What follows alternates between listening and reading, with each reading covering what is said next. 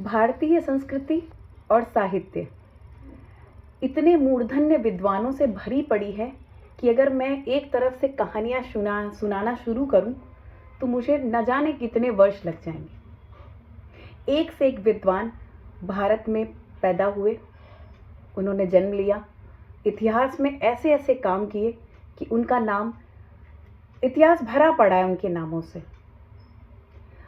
उन्हीं में से एक, इतने मूर्धन्य विद्वानों में से एक विद्वान जिनका नाम या जिनके जीवन परिचय की आज मैं बात करने वाली हूँ, वो अनमोल सागर का एक मोती है, जिनके जीवन परिचय के बारे में आज मैं आपसे बात करूँगी। वो कोई और नहीं, वो आप सब जानते होंगे, अर्थशास्त्र के रचयिता या अर्थशास्त्र जैसे सब्जेक्ट को आज हम अपने जीवन में पढ़ रहे हैं या समझ रहे हैं, उसका दुनिया में प्रचार प्रसार करने वाले कोई और नहीं, चाणक्य थे। जी हाँ, आप सही समझे, मैं आज चाणक्य के जीवन परिचय के बारे में बताने जा रही हूँ। चाणक्य एक शिक्षक ही नहीं, वो दार्शनिक व्यक्ति थे। दर्शन शास्त्र के उनको नॉलेज थी, अर्थशास्त्री थे, वो तो सभी जानते हैं, और एक राजनेता, कुशल राजनेता भी थे। क्योंकि उनकी ये चीज़ें उनको ये पहचान दिलाती हैं। क्यों? क्योंकि उन्होंने एक छोटे, एक नॉर्मल से बालक को तक्षशिला का महाराजा बना दिया या तक्षशिला का राजा बनाया। आइए जानते हैं उनके जीवन परिचय की कुछ झलकियाँ। जैसे कि आप जानते होंगे, चाणक्य का पहला नाम, या पहले उन्हें विष्णु शर्मा के नाम से जाना जाता था जब वो शिक्षक के रूप में कार्यरत थे। फिर धीरे धीरे उनका नाम कौटिल्य पड़ा। फिर अर्थशास्त्र की जब उन्होंने व्याख्या की, तब उनका नाम चाणक्य पड़ा। आप चाणक्य नीति के नाम से कई किताबें भारत में या मार्केट में अवेलेबल हैं। आप चाणक्य नीति पढ़ते होंगे। उनकी नीतियों के अनुसार कैसे एक राजा को राज्य करना चाहिए और एक राजा को कैसा होना चाहिए, इस बारे में उन्होंने बहुत सारी बातें की हैं। और इस बारे में उन्होंने धर्म, दर्शन, लोक नीति, लोक व्यवहार, परिवार, समाज, संबंधों के बारे में, रिश्ते नातों के बारे में, आचार विचार कैसे होने चाहिए, आचार व्यवहार कैसा होना चाहिए, इसके सैद्धांतिक तरीके से उन्होंने हमें समझाया कि हमें किस तरीके से अपनी जीवन शैली को रखना चाहिए या जीना चाहिए। एक अच्छी जीवन शैली किसे कहते हैं? तो आज मैं एक छोटी सी कहानी आपको बताती हूँ। उनके एक उच्च स्तरीय होने के बारे में आपको बताती हूँ कि कितना उच्चता उनकी सोच में थी। एक बार एक दार्शनिक घूमने वाले जैसे सुकरात थे, वो उनको मिलने आए और सुकरात उनको पूरी पता करते रहे कि कहाँ ऐसा व्यक्ति जो इतना ज्ञानी व्यक्ति है वो कहाँ रहता होगा। तो उनके दिमाग में था कि एक महल उसका होगा और एक बहुत बढ़िया आलीशान तरीके से वो रह रहे होंगे। पर जब वो ढूंढते ढूंढते उनकी कुटिया में पहुँचे, लोगों से पूछते पाछते, तब पता चला कि वो थोड़ी देर उन्होंने कहा कि आप बाहर बैठिए, मैं अभी अपना कार्य करके, उनका एक व्यक्ति जो उनका साथ काम करने वाले व्यक्ति थे, उन्होंने बताया कि वो थोड़ी देर बाद आपसे मिलेंगे। और जब उन्होंने उनको कमरे में आमंत्रित किया तो सुकरात ने देखा कि उन्होंने पहली एक दिया बंद कर दिया और दूसरा दिया प्रज्वलित किया। सुकरात ने उनसे ये पूछा कि आप इतने बड़े राजा के सलाहकार हैं, या आपने एक राजा को इतने उच्च स्तर पे लाकर खड़ा कर दिया, तो आप ये मतलब जिस तरीके से आप रह रहे हैं एक छोटी सी कुटिया में या 2 वस्त्रों में, ऐसे तो मैंने कभी देखा नहीं। बाकी लेकिन जो आपने अभी किया, ये जो दिया बंद किया, इसका क्या अर्थ था, और दूसरा दिया प्रज्वलित करने का क्या अर्थ है? तो वो हंसते हुए बोले कि ये कुछ नहीं, जब मैं एक सरकारी काम कर रहा था, जब राजा का काम कर रहा था, तो राजा के उससे मैंने ये दिया जलाया, राजस्व से ये दिया जलाया। जब मैंने वो काम बंद कर दिया, उनकी सत्यता, उनकी कर्मपरायणता या उनके जीवन में किस तरीके का उन्होंने अपने जीवन में उच्चता प्राप्त की थी, उसके बारे में बताने जा रही हूँ कि उन्होंने वो दिया जब दूसरा जलाया तो उन्होंने कहा वो मेरे ही पैसों से या मेरी सैलरी से या मेरे तनख्वाह से मिले हुए जो धन मुझे प्राप्त होता है, उससे मैंने ये दिया जलाया।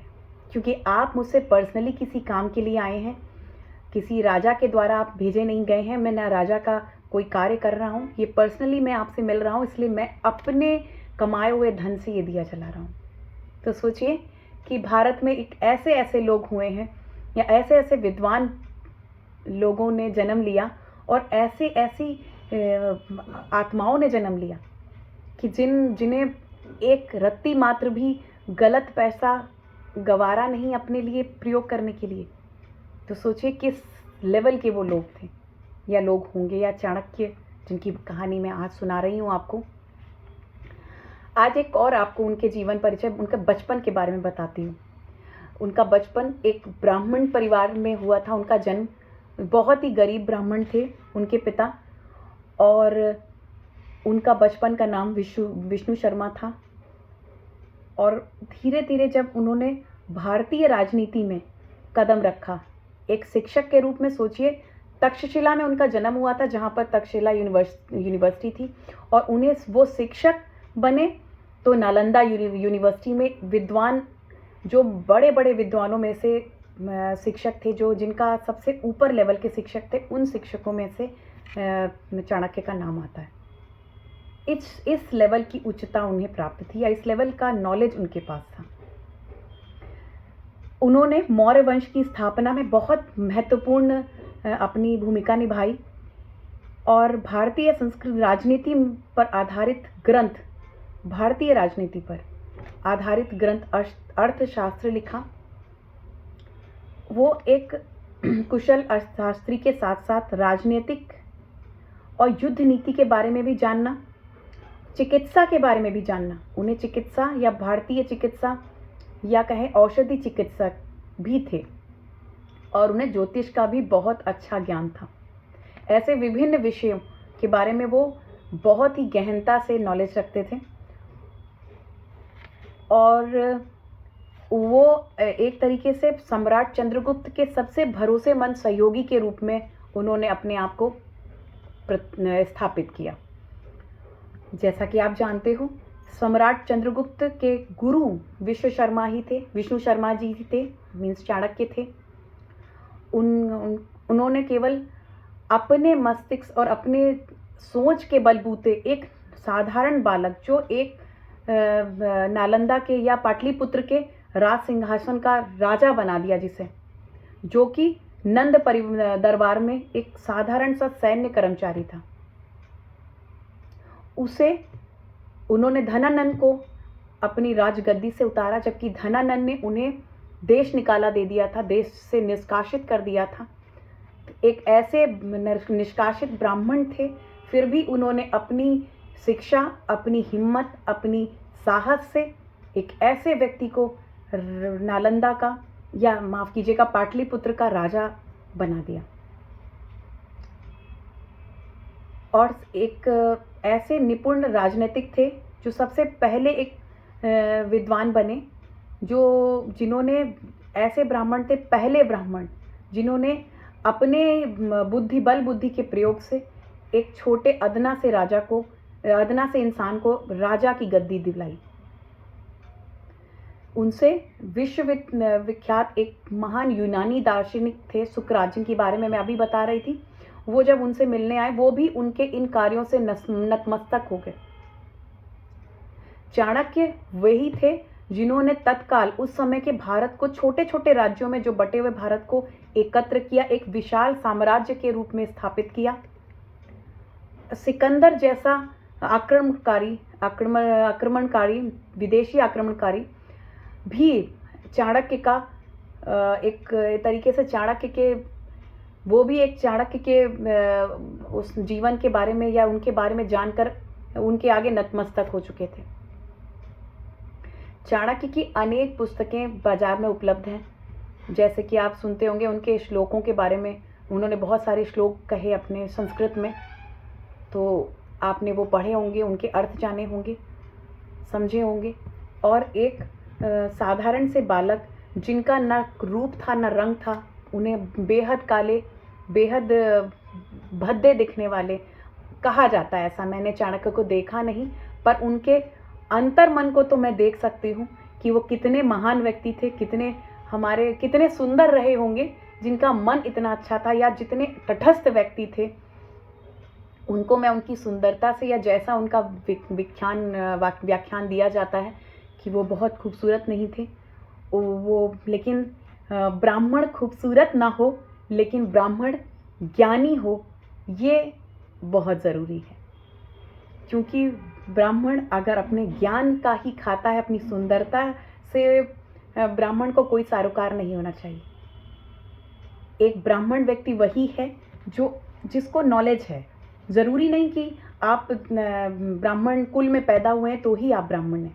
अगर आपको ज्ञान है, आपको, जैसा कि पहले हमारे भारतीय संस्कृति में हुआ करता था कि हर कोई ब्राह्मण बन सकता था, आप कार्य से अपने ओपनली आपको ये चीज़ छूट थी कि आप अपनी शिक्षा को कितना भी उच्च स्तरीय ला सकते थे और आप ब्राह्मण की गद्दी पा सकते थे, ब्राह्मण होने की औधा पा सकते थे। ये कोई कुल में पैदा होने से रिलेटेड नहीं था, जैसा कि आज लोग समझते हैं। अगर ऐसा ही होता तो ऋषि वाल्मीकि इतनी बड़ी रामायण न लिखते और उन्हें ये औधा न मिलता कि आज भी हम उनको पूजते हैं, ऋषि मुनि के रूप में उन्हें पूजते हैं।